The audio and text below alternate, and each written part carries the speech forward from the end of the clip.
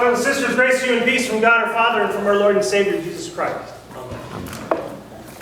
Think real hard. What is the worst sin that someone can commit in today's world? You might think it's stealing, but as we've been hearing in the news recently with parents who paid to have their kids get higher scores on entrance exams, get into prestigious colleges, there is punishment for that, but there will be forgiveness. These famous people arguably will recover their ability to continue on with their work and so forth. In fact, we even talked about it today. Whoever ended up having the keys from the kitchen downstairs, you won't be mad, right? So stealing is not the worst sin according to society. Murder isn't even the worst sin according to society. We do it, and there's forgiveness. In fact, in some ways, we even count it a right. I would suggest to you that the worst sin that society says that we can commit is this: judging others. Think about it. In our world today, what is worse than judging someone else? We hear it all the time. People hate it when someone else suggests that their behavior is wrong. We have counted it almost as heresy that you can look at someone and suggest that their behavior is somehow wrong. The beliefs that we have, I have my belief, you have your belief, they're equally true. In fact, we even say these days, I have my truth, you have your truth, and how dare you suggest that my truth isn't real or valid? Here's the problem with that argument, my friends. If I have my truth, and Jim has his truth, what do we both have? Opinions. Truth is something that stands the test of time. Truth simply is. Truth is something that works itself on us. It's not something that we make up for ourselves. Opinion is something that we hold for ourselves.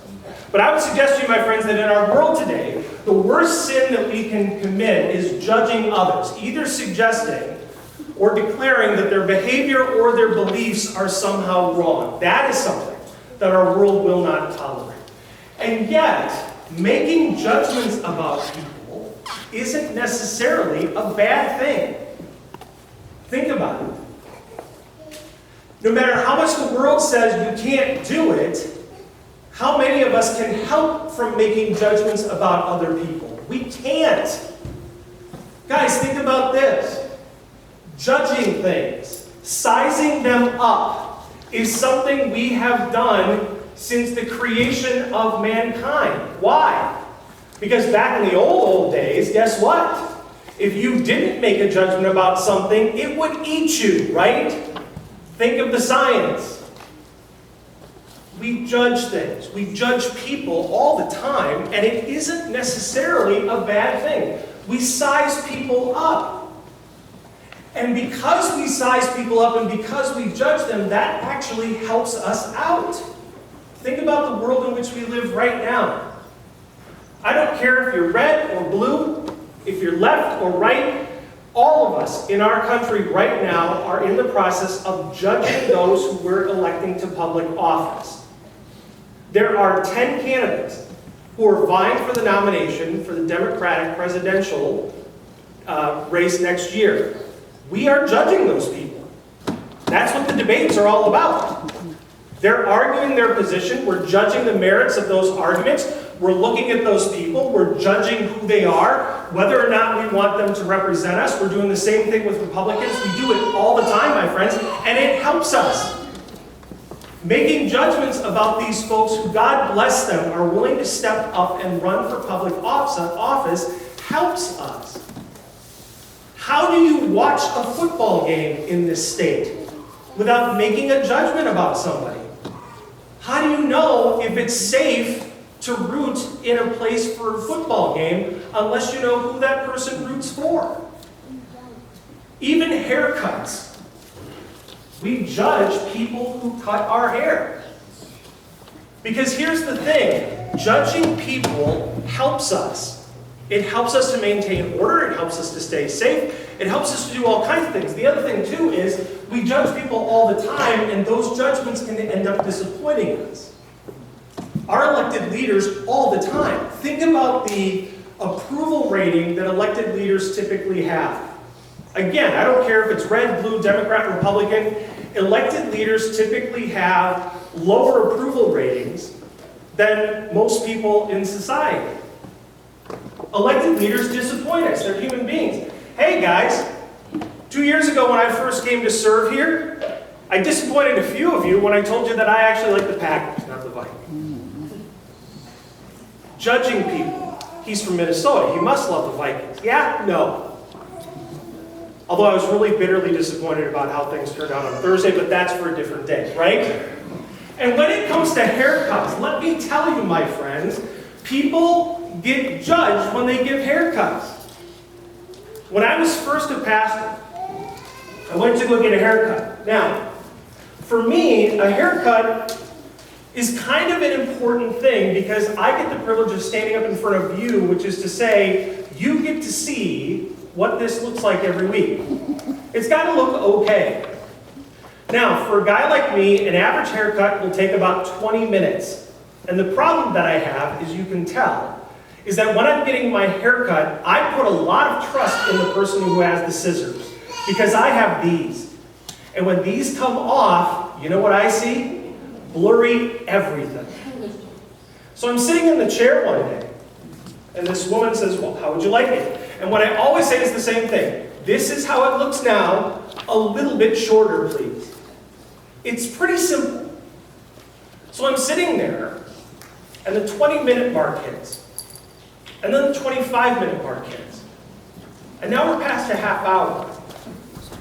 And all I see in the mirror is this fuzzy kind of image.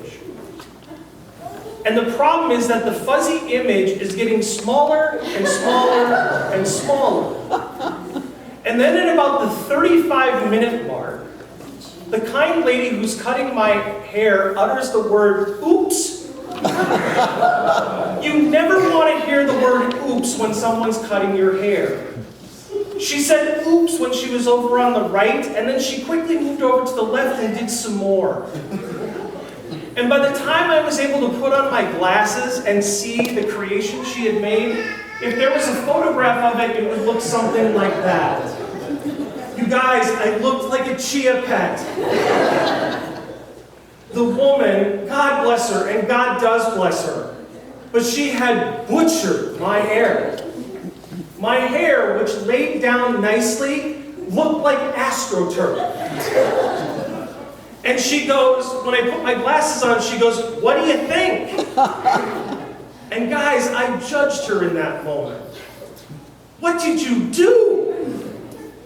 And she goes, oh my gosh, you don't like it? No! I don't like it. Did I tell you that I have to stand up in front of 120 people on Sunday? People disappoint us, guys. We judge people, and it's something that we do. And I think to suggest that society would say we can't judge people, that that's the greatest sin, here's the problem. Good luck trying to stop. We do it all the time. And so in the midst of our judging world, God comes to us, and He has an incredibly powerful and important tool that He gives to us in order to navigate this judging world of ours. And that tool can be seen here. What is this, and where is it located? Anybody? Independence Hall in Philadelphia. And there you have it. Not Independence Hall. Philadelphia. This is the tool that God has given us in the midst of our judging world to help us navigate it faithfully. Philadelphia, as Pastor Fofana read, is one of the opening words from the lesson that we have from Hebrews today. And the writer says, let brotherly love, the Greek word for that is Philadelphia. Let Philadelphia continue in your hearts. And what the writer is saying is, love other people by judging them as brothers and sisters. Look at other people and size them up. And when you do, because you won't be able to help doing it, what you're called to do is to size them up and look at them as being siblings, not as being strangers. In the Greek, the New Testament in which the Bible was written, Greek is the language in which most of the New Testament is written. And when the word love appears in English, it can be one of three different words. The first word for love is eros. That's the kind of romantic love that a husband has for his wife and the wife has for her husband. It can be agape, which is more of kind of a general sense of loving someone by having their well-being in mind. And then the other one is this thing called Philadelphia. And Philadelphia is the kind of love that kind of takes agape, wishing for someone's well-being, and adds a little something to it. Agape is kind of that general sense that I hope everything goes well for you, but what Philadelphia adds to it is when I look at you, I'm not just looking at you as a stranger, hoping that everything's okay with you. What I'm doing is I'm treating you as my brother and sister. And so I'm looking out for your well-being as if you were one of mine. As Dave said to the kids, what Philadelphia does is it adds that element of adoption. You belong to me, and I'm going to care for you in the kind of way that I would for any of my family members. And this is what the writer of Hebrews is talking about. Let brotherly love continue. And when he says continue, that word in English is a little flat, because what he's really saying is, let that kind of love, that brotherly love, not die out in you.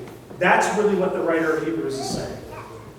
When you look at people, wish for their well-being, but also size them up and judge them as if they belong to you, and don't let that kind of thing die out in you.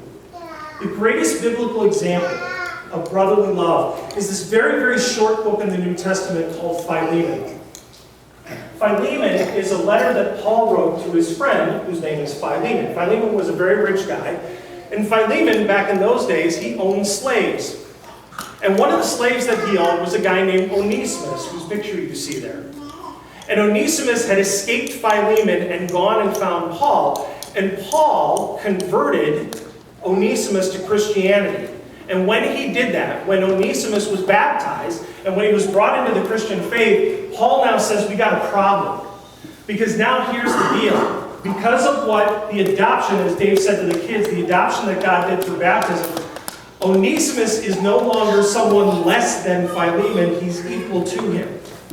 And so what he does is he sends Onesimus back to Philemon and says, receive Onesimus back in a spirit of Philadelphia. Don't just look after his well-being because he's your slave and give him food to eat and a place to stay. Now treat him as an equal. Now treat him as a brother. And that's what the Bible shows us in terms of how Philadelphia gets played out. How do we do this in the real world? Because this is what our Lord calls from us. One of the greatest experiences I was ever privileged to have with Philadelphia was with a guy named Lartavius. I was at church one day, and I had my backpack on, it's the end of the day, and I'm ready to walk out the door. And as I'm literally walking to the door, here's this guy standing at the church doors. And at my old church where I served, we had gas vouchers with the gas station across the street that we gave out, and we also had a food shelf in the building. And that's what we did to help people. And so he walks in and he says, hey, I need some help. Done this a million times. No problem. I've got gas vouchers and I've got a food shelf. What would you like? That's not my problem. It's January when he shows up. And he lived in the apartment buildings down the street, and his car got towed because he didn't move it when they plowed the lot. Now the problem is, Lartavius was a carpenter, and all of his tools were in his car, and his car was impounded. And did I mention that I wanted to get going? It's time for me to leave. Lartavius shows up, says I need help. And what I've got, my friends, is I've got gas vouchers and I've got food shelf. Which would you like, Lartavius? Neither. Oh, it's time to go. And guys, here's what happened. Something stopped me in that. Something, dare I say it's the Holy Spirit, caused me to look at Lartavius and go, this isn't a normal food shelf or gas voucher kind of situation. And you know what? Yeah, I gotta go, but guess what? The normal solutions aren't helping, and what are you gonna do? There's the brother standing right there. Now, I don't know this guy from Adam, never met him before, but there's the brother right there, and he said, I need help. And guess what? Whether you like it or not, Andrew, you're it. So what do? You put your backpack down. Why? Not because you want to, but because you feel tugged to do that. And you sit down with Lartavius in your office and you go, darn it, never dealt with towed vehicles before. Let's call the impound lot. Hey, impound lot, this is Pastor Andrew Prin, and I would like to bring down a check from my church. We don't take checks. Yeah, but we'll give you a check. It's not a personal check. We don't take checks. Okay, but you don't get it. Yeah, I get it. We don't take checks. Not even from a church. Nope, not from a church. Hang on the phone. What are we going to do? So we're a little bit stuck. Long story made short. Lartavius leaves that day. He goes, you know what? We're not going to get salt today. And over the course of the next week or so, mind you, it's January. Somebody comes up to me and goes, hey, Pastor, I got a bike that I don't need anymore. A bike in January. I call Lartavius. I'm like, Lartavius, somebody donated a bike. I'll take it. Lartavius comes in January, grabs the bike.